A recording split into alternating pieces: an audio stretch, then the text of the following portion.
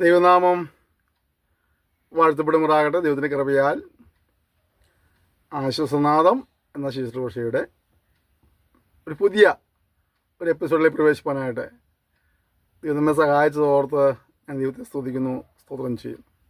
നിങ്ങൾക്ക് എല്ലാവർക്കും കർത്താവായ യേശുനാമത്തിലെ സ്നേഹബന്ധങ്ങളെ അറിയിക്കുകയാണ്.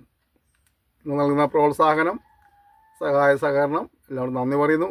ഇത് നിങ്ങളെല്ലാവരെയും ധാരാളമായിട്ട് അനുഗ്രഹിക്കുമാറാകട്ടെ.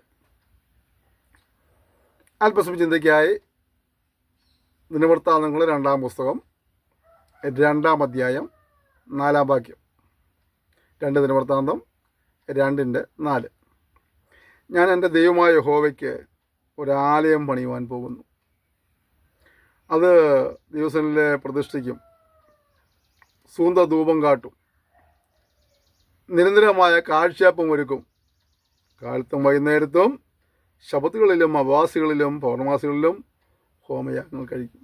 ശലോമോൻ ദൈവത്തിന് വേണ്ടി പണിയുന്ന ഒരാലയത്തെക്കുറിച്ചുള്ള കാര്യങ്ങൾ പറയുമ്പോൾ താൻ ആലയം പണിയും, എന്നിട്ട് അവിടെ എന്തെങ്കിലും ചെയ്യും, അത് ദിവസങ്ങളിൽ പ്രതിഷ്ഠിക്കും, സൂന്തധൂപം കാട്ടും, നിരന്തരമായ കാഴ്ചയപ്പം ഒരുക്കും. കാലത്തും വൈകുന്നേരത്തും ശബത്തുകളിലും അമാവാസികളിലും പൗർണമാസികളിലും ഹോമയാഗങ്ങൾ കഴിക്കും. അത് തീരുമാനമാണ് അല്ലേ? നമ്മൾ ദൈവത്തിനും പഠിക്കുമ്പോൾ പല ആലയങ്ങളെക്കുറിച്ച് കാണാൻ കഴിയുന്നുണ്ട്.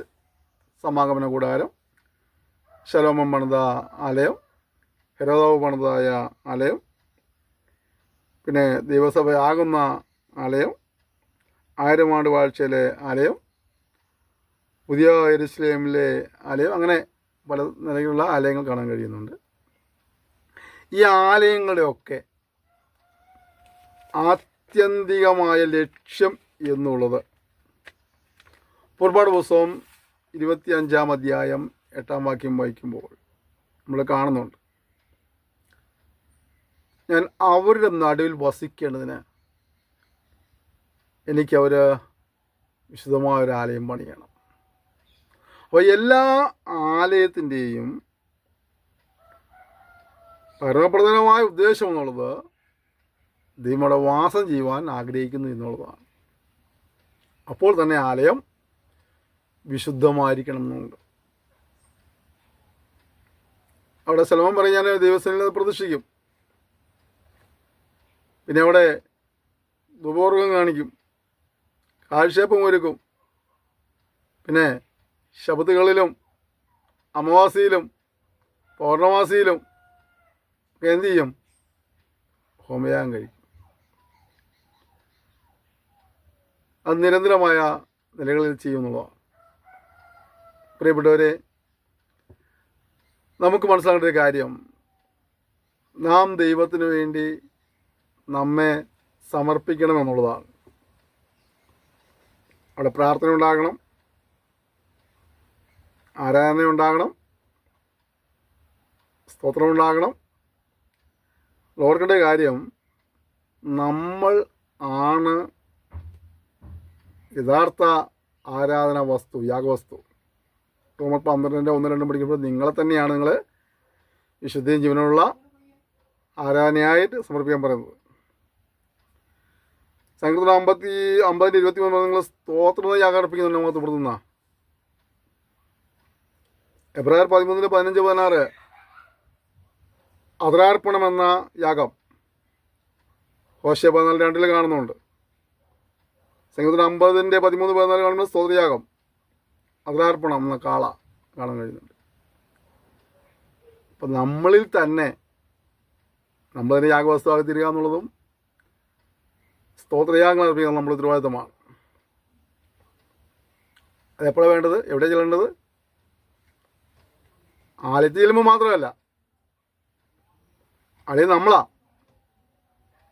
1 കൊരിന്ത്യർ 3:16 പഠിക്കുമ്പോൾ നമ്മളാ ദൈവത്തിൻ്റെ മന്ദിരങ്ങൾ.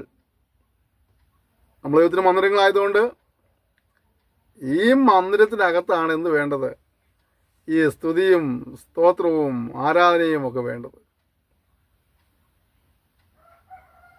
പലപ്പോഴും ഈ ആലയത്തിൽ ഇത് നടക്കാറില്ല.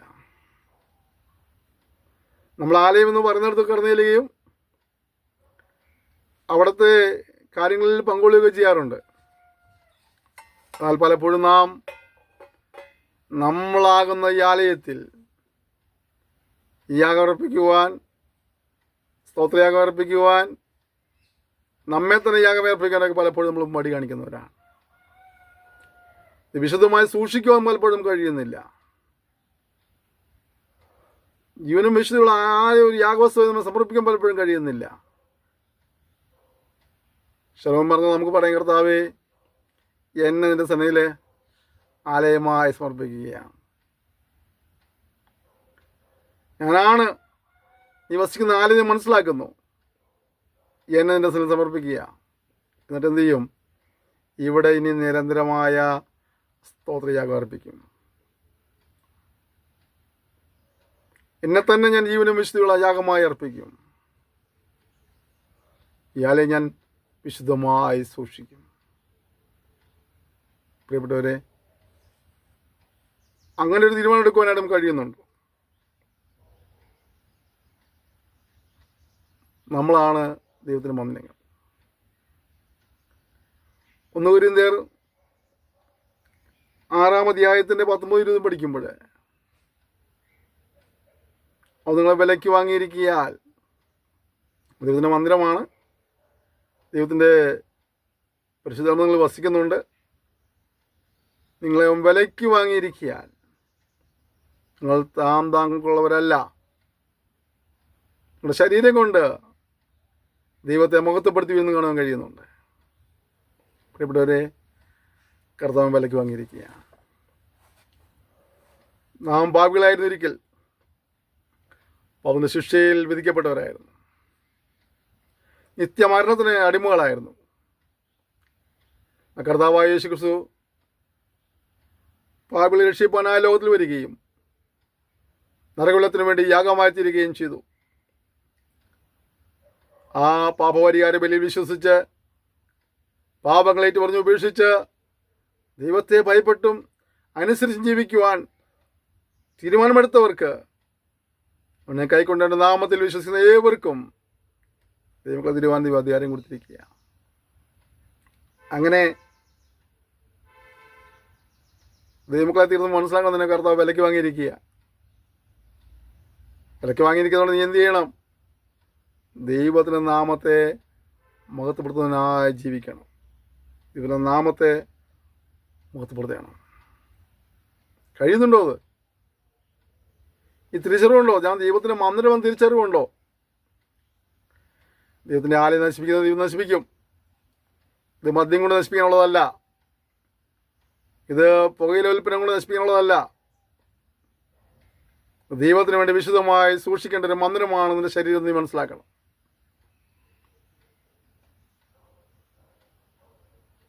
പലപ്പോഴും ദൈവത്തിൻ്റെ മന്ദിരമായി ദൈവം വസിക്കേണ്ട ആ ശരീരത്തെ നാം നശിപ്പിക്കാൻ ശ്രമിച്ചുകൊണ്ടിരിക്കുകയാണ്. മനംതിരിവ് നമുക്ക് ആവശ്യമാണ്. നമ്മളെ എഫെസ്യർ 2-ാം അധ്യായം 19 നമ്മൾ പഠിക്കുമ്പോൾ നമ്മൾ വിശുദ്ധ മന്ദിരമായി പണിയപ്പെടുന്നത് കാണാൻ കഴിയുന്നുണ്ട്. വിശുദ്ധ മന്ദിരമായി പണിയപ്പെടുന്നവരാണ് നമ്മൾ. കർത്താവിന് വേണ്ടി നമുക്ക് വേണ്ടി മരിച്ചത്. അതുകൊണ്ട് ആ പാപരിയിൽ വിശ്വസിക്കണം. പലപ്പോഴും മനുഷ്യൻ എന്നെ എതിർക്കുന്നതാണ്. മനുഷ്യൻ പാപിയാന്ന് പലപ്പോഴും സമ്മതിക്കാൻ മടിയുള്ളവരാണ്. വചനം പറയുന്നത് നീതിമാൻ ആരുമില്ല, ഒരുത്തൻ പോലുമില്ല, എല്ലാവരും പാപം ചെയ്ത് ദൈവതേജസ്സില്ലാത്തവരായി തീർന്നു. അതുകൊണ്ട് എന്താ സംഭവിച്ചത്? എല്ലാവരും ശിക്ഷയ്ക്ക് ഉടമകളായി. രക്ഷപ്പെടാൻ വഴി കർത്താവ് ഞാൻ മുഖാന്തരമല്ലാതെ ആരും പിതാവിൻ്റെ അടുക്കലെത്തുന്നില്ല. പത്രോസ് പറഞ്ഞു, മറ്റൊരുത്തിൽ രക്ഷയില്ല, നാം രക്ഷിക്കപ്പെടുവാൻ ആകാശം കീഴിൽ മനുഷ്യരുടെ ഇടയിൽ നൽകപ്പെട്ട വേറൊരു നാമമില്ല. പൗലോസ് പറഞ്ഞു, ദൈവം ഒരുവനല്ലോ, ദൈവത്തിന് മനുഷ്യർക്ക് മധ്യസ്ഥനൊരുവൻ, എല്ലാവർക്കും വേണ്ടി മറുബലിയായി തന്നെത്താൻ കൊടുത്ത ക്രിസ്തു യേശു തന്നെ. ഇന്ന് പ്രിയപ്പെട്ടവരെ, നമുക്ക് ഈ സന്ദേശമായിട്ടെടുക്കാം. അവനെ അനുഗമിപ്പാൻ, അവനെ സേവനം ഏൽപ്പിച്ചു കൊടുക്കാം. അവൻ്റെ വിശുദ്ധ ആലയങ്ങളായി മാറുവാൻ ഇടയായി തീരട്ടെ. ശലോമോൻ രാഷ്ട്രം പ്രതി അക്ഷരികമായ ഒരു ആലയമാണിത്. ആലയത്തിൽ ആരാധനയും പ്രാർത്ഥനയും സ്തുതിസ്തോത്രങ്ങളും യാഗങ്ങളും എല്ലാം നിരന്തരമായി നടത്തുവാൻ തീരുമാനമെടുത്തതുപോലെ നമ്മളാകുന്ന ഈ ആലയത്തിൽ ദൈവത്തുള്ള ബന്ധത്തിൽ സ്തുതിയും സ്തോത്രവും ആരാധനയെല്ലാം നിരന്തരമായി നടക്കുന്നുള്ളൂ. ശാന്തമായി ചിന്തിച്ച് കുറവുകളെ വല്ല ബോധ്യമാക്കി തരുന്നെങ്കിൽ കുറവുകളെ തിരുത്തിക്കൊണ്ട് വരും കാലങ്ങളിൽ ദൈവത്തിൻ്റെ വിശുദ്ധ മന്ദിരങ്ങളായി മാറുവാൻ നമ്മെ ഇവിടുത്തെ ദൈവം സഹായിക്കുമാറാകട്ടെ. 1 പത്രോസ് 2:4 വചനങ്ങൾ കാണുന്നത് ഇങ്ങനെയാണ്: നിങ്ങളൊരു ആത്മീയ ഗൃഹമായി പണിയപ്പെടുന്നു, ജീവനുള്ള കല്ലുകളായി അവരുടെ അടുക്കൽ വന്നിട്ട് നമ്മളൊരു ആരാധിക്കുകയാണ്. ഒരു ആത്മീയ ഗൃഹമായി പണിയപ്പെടുകയാണ്. നമ്മാരാണ് തിരിച്ചറിയണം. നമ്മാരാണ് ജീവനുള്ള ദൈവത്തിൻ്റെ മന്ദിരങ്ങളാണ്. ജീവനുള്ള ദൈവത്തിൻ്റെ മന്ദിരങ്ങളാണെങ്കിൽ നമ്മൾ അങ്ങനെ ആയിരിക്കണം. നമ്മുടെ ഇടയിൽ വസിക്കുന്നതിനായിട്ട് നാം വിശുദ്ധരായിരിക്കണം. വിശുദ്ധമായ മന്ദിരത്തിലാണ് പരിശുദ്ധനായ ദൈവം വാസം ചെയ്യുന്നത്. അങ്ങനെയെങ്കിൽ നാം വിശുദ്ധരായി നമ്മൾ സൂക്ഷിക്കുക എന്നുള്ളതാണ്. ആലയത്തിൻ്റെ ചുമരുകളിൽ പല വർണ്ണങ്ങളുള്ള പെയിൻ്റടിക്കുന്നതുകൊണ്ടോ ആലയത്തിലെ വസ്തുക്കളെ മോടി പിടിപ്പിച്ചതുകൊണ്ടോ മാത്രം കാര്യമായില്ല. ഒരാത്മീയ ആലയമാണ് നമ്മൾ ഓരോരുത്തരും. നമ്മെയാണ് ദൈവത്തിന് പ്രസാദമാകുന്ന രീതിയിൽ രൂപപ്പെടുത്തിയെടുക്കേണ്ടത്. ഇവിടെയാണ് യാഗങ്ങൾ വേണ്ടത്, എവിടെയാണ് പ്രാർത്ഥന വേണ്ടത്, എവിടെയാണ് സ്തുതിയും സ്തോത്രവും വേണ്ടത്. അതുകൊണ്ട് ഈ സംശയം കേട്ടുകൊണ്ടിരിക്കുന്ന പ്രിയപ്പെട്ടവർ, നിങ്ങൾ ഇതുവരെയും നിങ്ങളുടെ ജീവിതത്തെ കർത്താവിൻ്റെ ആലയമായി സമർപ്പിച്ചിട്ടുണ്ടോ? അവനെ സ്തുതിക്കുന്ന രീതിയിൽ അവനെ ആരാധിക്കുവാൻ, അവനെ മഹത്വപ്പെടുത്തുവാൻ, സാക്ഷ്യം വഹിപ്പാൻ നിങ്ങളെ സമർപ്പിക്കുവാൻ കഴിഞ്ഞിട്ടുണ്ടോ? ഇല്ല എങ്കിലും ജീവിതത്തെ കർത്താവിന് സമർപ്പിക്കുവാൻ ഞാൻ നിങ്ങളെ സ്നേഹബുദ്ധിയ ആഹ്വാനം ചെയ്യുകയാണ്. നിങ്ങളുടെ ഉള്ളിൽ വാസം ചെയ്യാൻ ആഗ്രഹിക്കുന്നു. നിങ്ങൾ അവൻ്റെ മന്ദിരമാകാൻ ആഗ്രഹിക്കുന്നു. നിങ്ങൾ മന്ദിരമായവർ, കഴിഞ്ഞ കാലങ്ങളിൽ ദൈവത്തിന് മന്ദിരമായവർ ശബ്ദമായി ചോദിച്ച ചോദ്യം ഇതാണ്: എന്നിൽ നിരന്തരമായ ഈ യാഗമുണ്ടായിരുന്നു? എനിക്ക് നിരന്തരമായ ദൈവത്തെ സ്തുതിക്കുവാൻ കഴിയുന്നുണ്ടോ? എൻ്റെ പ്രാർത്ഥന സുഗന്ധധൂപം വർഗമുള്ള പ്രാർത്ഥനയായിരുന്നോ? ദുർഗന്ധമോപിക്കുന്നതായിരുന്നോ? എൻ്റെ ഹൃദയത്തിൽ അകർത്തം കരുതിയിരുന്നെങ്കിൽ യഹോവ എൻ്റെ പ്രാർത്ഥന കേൾക്കുകയില്ലായിരുന്നു എന്നാണ് ദാവീദ് പറയുന്നത്. ദാവീദ് കയറ്റിയ പ്രാർത്ഥനയെല്ലാം ദൈവത്തിൻ്റെ സന്നയിൽ സുഗന്ധവർഗമുള്ള ധൂപമായി പ്രാർത്ഥനയെ മാറേണ്ടതായിത്തീർന്നു. കാരണം അവൻ പ്രാർത്ഥനയുടെ വ്യവസ്ഥ പ്രകാരമാണ് പ്രാർത്ഥിച്ചുകൊണ്ടിരുന്നത്. അത് പലപ്പോഴും നമുക്ക് പ്രാർത്ഥനയുടെ വ്യവസ്ഥ പ്രകാരം പ്രാർത്ഥിക്കാൻ കഴിയാതെ വ്യവസ്ഥ തെറ്റി പ്രാർത്ഥിക്കുമ്പോൾ സുഗന്ധധൂപമാകേണ്ട പ്രാർത്ഥന പലപ്പോഴും ദുർഗന്ധപൂരിതമായി മാറുകയാണ്. അപ്പോൾ ഹൃദയത്തിൽ അകർത്തം കരുതിയിട്ട് നമ്മൾ എന്ത് ചെയ്യരുത്? പ്രാർത്ഥിക്കാൻ പോകരുത്. പിന്നെ നിരന്തരമായ കാഴ്ചയപ്പം ഉണ്ടാകണം. കാലത്തും വൈകുന്നേരത്തും ശബത്തുകളിലും അമാവാസികളിലും പൗർണമാസികളിലും ഹോമയാഗം കഴിക്കണം.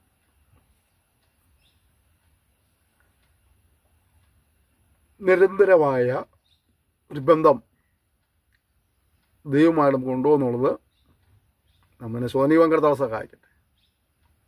ഇല്ലെങ്കിൽ ഈ സന്ദേശം കേട്ടുകൊണ്ടിരിക്കുമ്പോൾ തന്നെ അപ്രകാരം ഒരു അനുഭവത്തിൽ കടന്നു വരികയാണ്. നമുക്ക് ഒരുമിച്ച് ദിവസങ്ങളിൽ പ്രാർത്ഥിക്കാം. നിരന്തരമായ കൂട്ടായ്മ ഉണ്ടാകട്ടെ.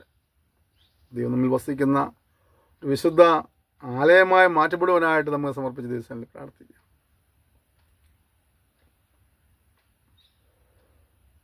ദൈവം വിലയ്ക്ക് വാങ്ങിയിരിക്കുന്നതുകൊണ്ട് ദൈവത്തിൻ്റെ നാമത്തെ മഹത്വപ്പെടുത്തുന്നവരെ തിരുവാനായി കർത്താവ് സഹായിക്കട്ടെ. നാം പലപ്പോഴും നമ്മുടെ സ്വന്തം ഇഷ്ടങ്ങൾക്കും സ്വന്തം യുക്തിക്കും ബുദ്ധിക്കും അനുസരിച്ച് ഓടുന്നവരാ. നമ്മുടെ കാര്യം കൊണ്ട് ഓടുന്നവരാ. നമ്മുടെ പേരിൻ്റെ മഹിമയ്ക്ക് വേണ്ടി ഓടുന്നവരാ. എന്നാലേ ദൈവനാമമുഖത്തിന് വേണ്ടി എന്ത് ചെയ്തിട്ട് ശാന്തമായി ചിന്തിച്ച് ഇനിയെങ്കിലും അവശേഷിക്കുന്ന കാലം ദൈവത്തിൻ്റെ നാമമുഖത്തിൻ്റെ ദൈവരാജ്യ വ്യാപ്തിക്കായി നിലകൊള്ളുവാനായിട്ട് സമർപ്പിക്കുവാൻ കൃപ സഹായിക്കട്ടെ. നമ്മളാണ് യാഗവസ്തു എങ്കിൽ വിശുദ്ധിയുള്ള യാഗവസ്തുവായി തീരണനായിട്ട് നമ്മെ സമർപ്പിക്കുവാനായിട്ട് കർത്താവ് നമ്മെ സഹായിക്കട്ടെ. ഇനിയും ഒരു അശുദ്ധ യാഗവസ്തുവായിട്ടല്ല, ഒരു വിശുദ്ധ യാഗവസ്തുവായി ജീവിപ്പാൻ നമ്മൾ സമർപ്പിക്കാനും കർത്താവ് നമ്മെ സഹായിക്കുമാറാകട്ടെ. സമൂലമായ പരിവർത്തനം നമ്മുടെ ജീവിതത്തിൽ ഉണ്ടാകുവാനായിട്ട് ദിവസത്തിൽ പ്രാർത്ഥിപ്പാൻ കർത്താവ് സഹായിക്കട്ടെ. നിങ്ങളുടെ പ്രിയപ്പെട്ടവരെ, ഈ കാര്യങ്ങളെല്ലാം പറയുമ്പോൾ തന്നെ നിങ്ങൾ ദിവസത്തിൽ കാര്യങ്ങളെ മനസ്സിലാക്കിക്കൊണ്ട് ഏറ്റെടുത്ത് ആ ശലോമോൻ പറഞ്ഞ പോലെ പറയാം, എന്നെ സമർപ്പിക്കുകയാണ് ദൈവത്തിൻ്റെ ഒരു വിശുദ്ധ മന്ദിരമായിട്ട്. നിരന്തരമായ പ്രാർത്ഥനയും നിരന്തരമായ ആരാധനയും നിരന്തരമായ വിശുദ്ധിയും നിലനിർത്തിക്കൊണ്ട് ദൈവത്തെ സേവിക്കുവാനായിട്ട് ദൈവനാമത്തിൽ നിലകൊള്ളുവാനായിട്ട് എന്നെ സമർപ്പിക്കുന്നു പറയാൻ കർത്താവ് സഹായിക്കട്ടെ. ദൈവത്തിൻ്റെ നാമത്തെ മഹത്വപ്പെടുത്താൻ കഴിയുന്നില്ലെങ്കിൽ പിന്നെ നമ്മളോട് ദൈവത്തിൻ്റെ നാമം ദൂഷിക്കപ്പെടുന്നവടിയായിത്തീരും. നിങ്ങൾ നിമിത്തം ജാതികളുടെ ഇടയിൽ എൻ്റെ നാം ദുഷിക്കപ്പെടുന്നത് എന്ന് വായിക്കുന്നുണ്ട്.